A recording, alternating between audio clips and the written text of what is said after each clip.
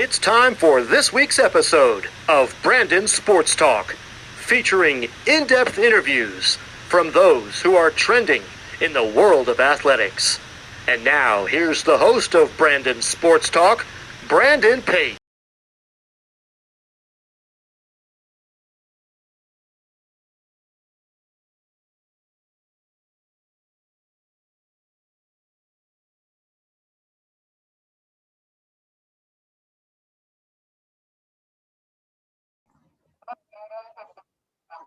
Welcome back to Brandon Sports Talk. In today's episode, I have the privilege to interview Seth Dister.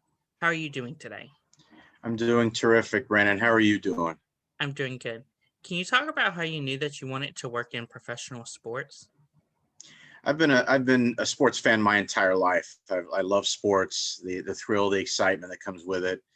I got it from my father primarily, and he grew up in the Bronx, saw a lot of those great Yankee teams, and passed it on to me, my brother, not really respectfully my sister in so much as, but yeah, I just enjoy it very much and wanted to do it as a career, and I'm happy to do it as a career, and I just enjoy it. I get so much satisfaction and thrills and excitement out of it. What was your time like working with the Washington Nationals as the retail associate? I worked for the Washington Nationals in 2016 as a retail associate in their main team store at Nationals Park. And what was fun about that was just helping customers. When they come in, they had questions about whether it was hats or shirts or jerseys or what have you, just answering questions, just being right there in Nats Park and really just helping them with any questions that they had. And if I couldn't help them, send them to a supervisor or something of that nature, but really just helping spread the Nationals brand and really, spreading the word.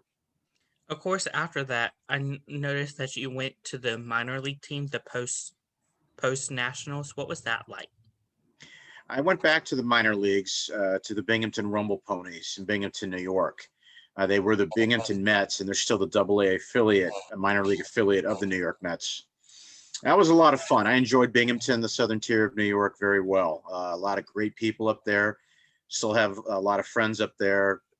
Great atmosphere. They love the Mets. They love baseball. Just a great way to promote the team through sponsorships and group sales and season tickets, and really have that community atmosphere. I'm a Rotarian, and my Rotary chapter next door in Enwell, New York, we would have a meeting. I was there 2 years. We had our weekly meeting at the stadium in one of the luxury suites each of the 2 years. That was really a big thrill. So it was terrific. It was very, very cool. How did you know that you wanted to work in sales executives? Once I started in minor league baseball in 1995 after I graduated from college from Ohio Wesleyan University. And I really caught on with it. I just enjoy going out, establishing relationships, talking with people, finding out what's going to work for them. Partnerships, whether it's a sponsorship like an outfield sign or an on-field promotion or a program ad or a radio ad, or maybe a group outing, a luxury suite, a party deck, Legends Club restaurant. What's going to work best for the client? Just talking baseball, marketing, and how it's going to promote their brand and what they want to do, whether it's return on investment or just get their name out there, reach a certain targeted audience, just a company outing. Most definitely. What was it like working with the Lewis Springers? Lowell Spinners? Yes. The Lowell Spinners. It was terrific. I left them after a 5-year stint with the Potomac Nationals in the Nationals farm system. They're now the Fredericksburg Nationals. Lowell Spinners in Massachusetts, about 45 minutes from Boston. Terrific people, outstanding boss.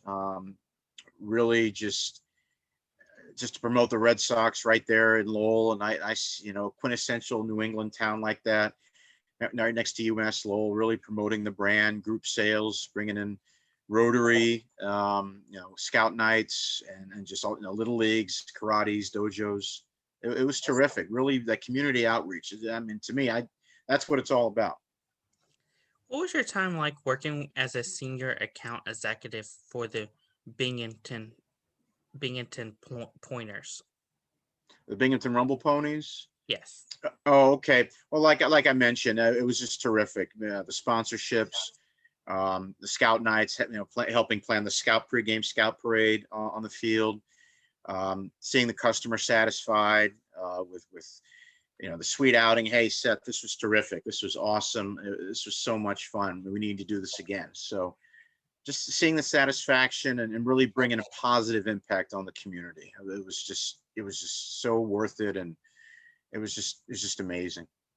What was the transition like for you from going from the New England area now to the Maryland area when you were with the Southern Maryland? I'm originally from the greater Washington, D.C. metropolitan area, Northern Virginia. Southern Maryland, Waldorf, La Plata, that's about 30, 40 minutes south of D.C. It was an easy year transition being from that general area. It's very different in New England and upstate New York. Winters are a lot colder up there. But it was an easy year transition, really getting back into my general home area and really just keeping it going, those connections and relationships. What was the transition like for you from going from minor league to now the college baseball, like independent college baseball? I worked for the West Virginia Miners in the collegiate level prospect league, and a lot different. It's much smaller, more concentrated, but it was a great facility in Beckley, West Virginia, which is about an hour south of Charleston. Um, Great people, great facility. We hosted a lot of high school and middle school scrimmages and games. They take their sports seriously and they have fun.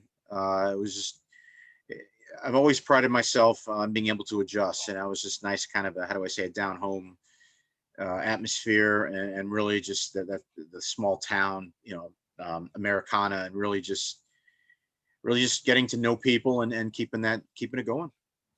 What were some of the similarities and differences between the minor leagues, working in the minor leagues, and now working in independent baseball? Well, I've this is my fourth stint with the Washington Nationals. What I currently do as a customer or as a guest services representative. It's a seasonal position. I do like ushering, helping fans scan their tickets because Nationals Park is paperless, cashless because of the coming COVID. But it's like, wow, it is quite the difference between the major leagues and the minor leagues. You have Nationals Park, a top-notch, obviously first-class facility, much different than how do I say respectfully, the average minor league facility. So it's much bigger and the brighter lights, but I'm making the adjustment well and really adjusting more people and really just being an ambassador for baseball and ensuring people have a good time. And if they have questions, just helping them and really just, making sure they have fun. That's what it's all about. What was it like going back to Washington Nationals after you had all of your stops along your way? It was kind of surreal in a way because I remember I was like, wow, I hadn't worked here in 5 years, and there was the team store, and seeing a lot of familiar faces. I was like, wow, it's like deja vu, as Yogi Berra said, deja vu all over again. And I was like, wow. And I think once it kind of, how do I say, hit me, then I just right back in as the song says, saddle again. And I was like, okay, this is cool. So I'm back here doing my thing, and albeit in a different job description, but yeah, right back at it. What are some of your roles and responsibilities while working with the Nationals now? As a guest services representative, I do a lot of ushering, making sure fans are in their right seat. If there's an issue, send them to our guest services, or sometimes it's all paperless, so I help them scan their tickets, or they use their iPhone or smartphone. Either it's underneath, or they do it on top if they have Apple. Just generic fan assistance, general. Where do they sell cotton candy? Where do they sell different beer kiosk vendors, just different specialty foods, and just directing them, being kind of the traffic cop, basically in some cases. So just kind of a jack of all trades with what I do, and I enjoy it, and it's great. I enjoy it very much. Of course, working in fan engagement and that kind of aspect, do you have any times where there might be fans ask you like weird questions and you're like, okay? Yes, there is that. There was a rain delay rather the other night, and how come we can't go out? And it's our first game, first time here. The Nats were playing the Dodgers, and they came out from California. I said, well, it's for your own safety. Very politely and professionally, it's for your own safety. Like, oh, okay, we get it. And, fans are taking selfies and all that, in the rainstorm, just safely, but it's for their own safety. We can't have people out there potentially, heaven forbid, slipping or getting sick, especially now, this COVID stuff. But you just explain it to them. They get it. They're understanding. And that's the important thing. I think they're understanding. Just make sure, explain to them calmly, professionally, and politely. And they get it. What is something that you learned now that you didn't know before you started working in professional sports? Just the commitment that it takes. It really is. I don't mind the long days, but just the commitment and really constantly improving and learning and being that sponge and soaking it up and really just the like I said, the overall commitment and really putting my all into it. I've really, really grown in that in all the years I've worked in professional sports. What advice would you have somebody looking to work in professional sports on the sales side or in fan side? I would say the stick-to-itiveness. I have three P's, patience, persistence, and perseverance. Stick-to-itiveness, don't give up. Even when things are seem out of, things seem hopeless. We all go through peaks and valleys and slumps. But never give up, keep at it. Never say die. Just keep going, never give up. Be tenacious. What are some of your future plans in your career? Well, I don't know where my current job with the National, we'll see what happens. But either hopefully it'll lead to a full-time position with the Nationals, or if not with them, then maybe with another team. But I just see where the road takes me, whether it's in guest services or sales. I've worked in professional sports over 12 years now, 10 seasons in the minor leagues, a little bit at the collegiate wooden bat level. So just see where it takes me.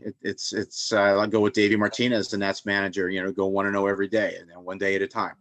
And that's what I'm doing right now. And so, that's what I'm doing, and see what happens down the road. That's wonderful. Where can my listeners find you at on social media? They can go to my Facebook page or on LinkedIn, Seth Dister. Seth, S as in Sam, ETH. Dister, D as in David, IS as in Sam, T as in Tom, LER. Thank you again, Seth Dister, for your interview, and best of luck in your future wherever it may hold you. Brandon, thank you very much. I really do appreciate it. It means a lot to me. Thank you. Thank you. You can find Brandon Sports Talk on Facebook at Brandon Sports Talk, Instagram at Brandon Sports Talk, Twitter at Talk_Brandon, and you can find me on YouTube at Brandon Sports Talk. Don't forget to like, comment, and subscribe. Thank you again, Seth Dister, for your interview, and best of luck. I have one thing. I am also on Instagram. I apologize. Same way. Just Seth Dister. That's fine. Thank you again, Seth Dister, for your interview, and best of luck in your future wherever it may hold you. Thank you, Brandon. Same to you. You've been watching Brandon Sports Talk.